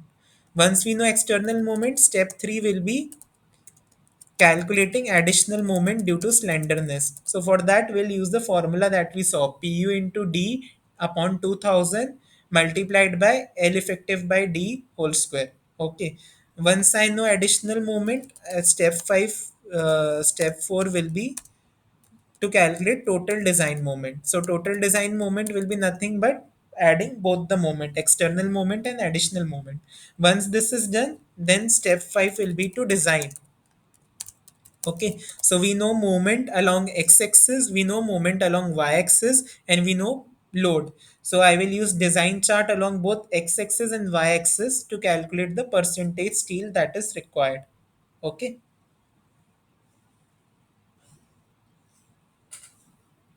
or what we can do, we can assume percentage steel. I will assume percentage steel as 5% or 4%.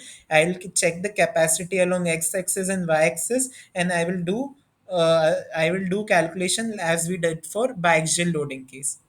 Okay, everyone are clear with the approach? How we'll approach the question?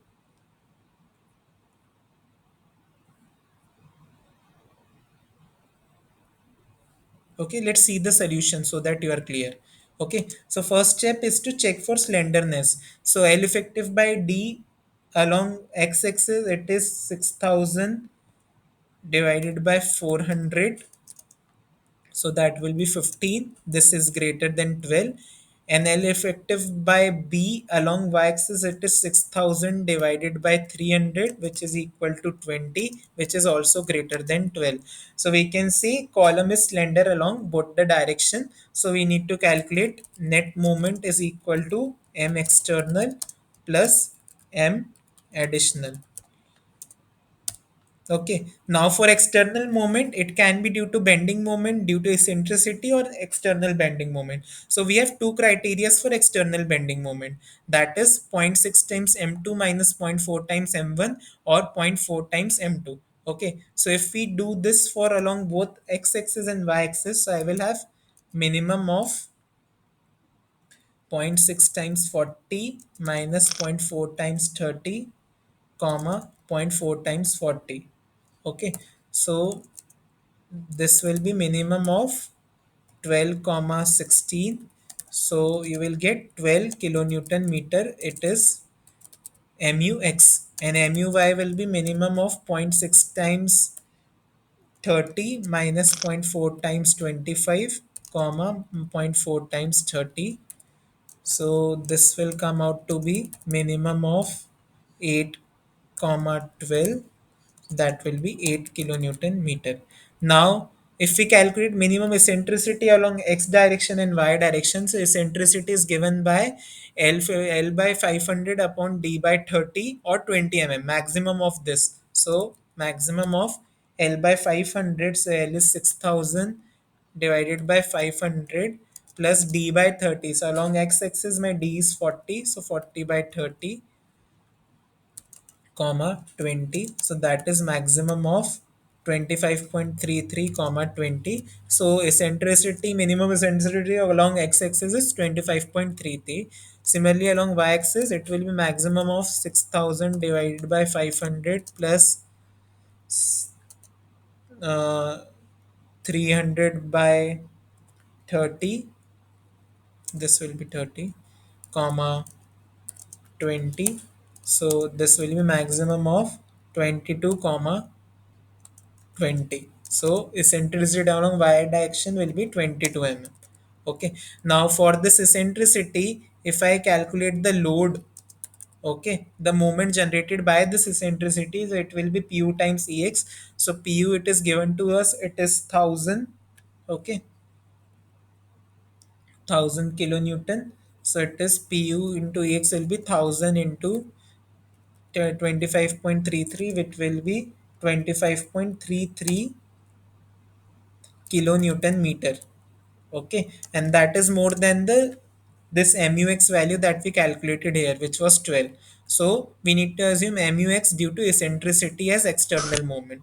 Similarly, along y-axis it will be 1000 times 22, so it will be 22 kilonewton meter, which is more than my moment generated due to loading, external moment. So that's why we'll take eccentricity moment as external moment. Okay, so this check is very important. This can come in your exams also. Okay, when you are calculating net moment, suppose a question asks calculate the net moment acting. Okay, so additional moment you will directly calculate from the formula, and maybe for external moment someone may calculate external moment from these two conditions only, and they will forget the eccentricity condition. So in if you forget this, you will see right now you will give a wrong solution to the problem. So that's why it is always important to do this check of eccentricity when we are calculating external moment. Okay, so right now we have calculated external moment along x and y direction. Now for additional moment, we'll use the formula that is given in the code. So it is pu times d. So 1000 times d, which is zero point 0.4 divided by 2000 into lex, which is 6 divided by d, which is zero point 0.4. Okay, square. Okay, so additional moment it will come out to be 45 kilonewton meter along x direction, and same thing here, 1000 times zero point 0.3 divided by 2000 into lex by zero point 0.3 square. Okay, so it will come out to be 60 kilonewton meter. So total moment I can write as mux plus max. So 25.33 plus 45, which is 70.33, and along y direction it will be 22 plus 60, which will be equal to 82 kilonewton meter. So this is the total moment that we need to design for. Now let's see the design. So we have a biaxial loading case again, biaxially loaded condition. So we have mux, we have muy, and we have p value that is given to us. So let's assume that we are providing reinforcement on all four sides with an effective cover of 50 mm, and then diameter of reinforcement is 20 mm. And again, as we did in the last question, I'm assuming percentage steel as 4% this time.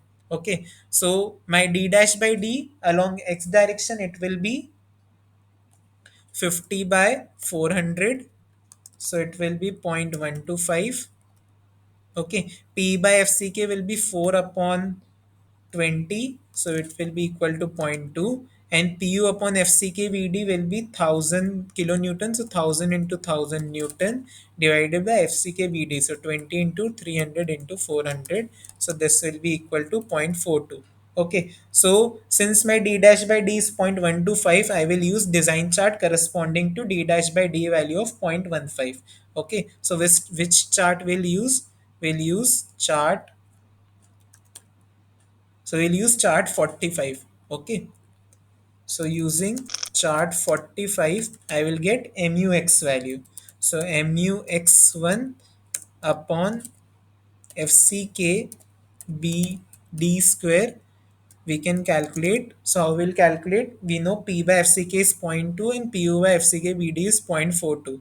So in this chart, I will see the curve. This is zero point 0.2 and 0.42 will be this. So 0.42, when it touches zero point 0.2 curve, we need to move down. Okay, so this will come out to be 0.19. Okay, this value will come out to be exactly equal to 0.19. Okay, so from this, if I calculate mux1, it will come out to be 0.19 times 20 into bd square. So 300 into 400 into 400, that will be 182.4 kilonewton meter, which is greater than my mux. So this check is safe for us. Okay, similarly, if I go along y direction, my d dash by b, it will be 50 by 300, so it will be equal to 0.16. P by FCK will be 4 divided by 20, so that will be equal to zero point 0.2, and PU by FCK BD, it will remain the same, that is 0.42. Okay, so along Y direction, I will again use design chart corresponding to 0.15. I can use why, because my value is very close to 0.15. Okay, so either we can use design chart corresponding to zero point 0.2 or we can use 0.15. Right now I'm using 0.15. Why? Because this value is very close to 0.15. If instead of 0.16 it would be 0.17 or 0.18, then I would have used zero point 0.2. But since it is 0.16, I can use design chart corresponding to 0.15 also for more accurate assumption. Okay, so again I'm using chart 45 as I used last time. So mu y1 upon fck bd square will be equal to, so for p by fck of zero point 0.2 and 0.42, okay, so 0.42 and zero point 0.2, it will again come out to be 0.19. Okay, same as we got in the last case, so it will be 0.19. So mu y1, it will be 0.19 times 20 times 400 into 300 into 300, so this will be 136.8 kilonewton meter. Okay, from clause 39.6 I can determine pu z value, so it is 0.45 fck ag, so 0.45 into 20. AC will be nothing but AG minus AC. Since we have provided 4% reinforcement, so that means AC is 96% of gross area. So that's why I'm multiplying 0.96 times gross area. So this is my AC, and 0.75 FY 415 times 0.03 into 300 into 400. Okay, that is my AC. So this will come out to be 2157.3 kilonewton. Okay, so right now I've used clause 39.6. In the last question we saw design chart. So both, how using both approach you can solve. Okay, if you know PUZ, so the ratio PU upon PUZ we can determine, it will be 1000 divided by 2157.3, which will be equal to 0.463. MUX upon MUX1, we will have, which will equal to 70.33 divided by 182.4, which is equal to okay, this ratio we can determine, MUY upon MUY1 will be equal to 82 divided by 136.8. Okay, so what will be this ratio? Let me do the calculation once. So 70.33 divided by 182.4, 0.385, and this ratio will be 82 divided by 136.8, so 0.599. Okay, from pu upon puz ratio I will determine the value of alpha. So alpha value after interpolation it will come out to be 1.44. Okay, so my final check will be 0.385 to the power 1.44 plus 0.599 to the power 1.44. So this will come out to be 0.713, which is less than 0.731, which is less than 1. So we can say our design is safe, and we can go with P equal to 4%. Okay, so if P is equal to 4%, AST provided will be 0.04 times 300 times 400, which is equal to 4800. And since I have assumed 20 diameter reinforcement, n will be 4800 divided by 3.14 into 10 into 10. So we'll get reinforcement as 15.28 numbers, so that I can approximate as 16 numbers. So we need to provide 16 numbers of diameter, 16 numbers of 20 diameter reinforcement to sustain this loading and bending condition for this slender column. Okay, so this is the entire approach. Any doubt in this question, how we approached? Okay, so these are the steps that you need to take care.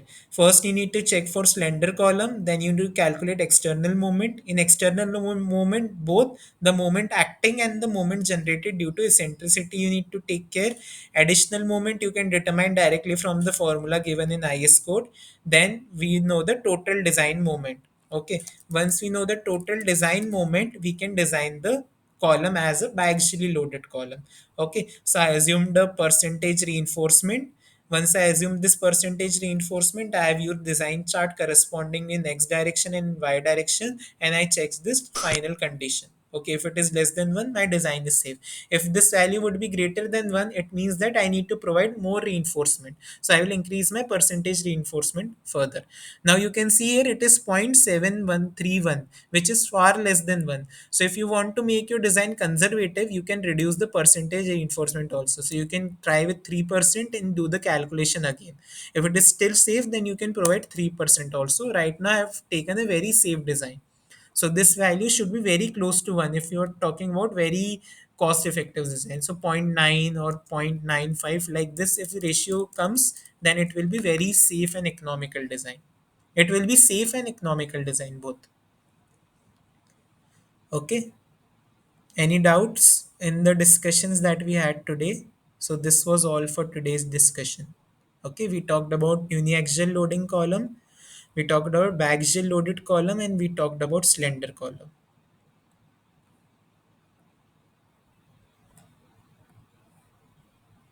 Any doubts in the discussion?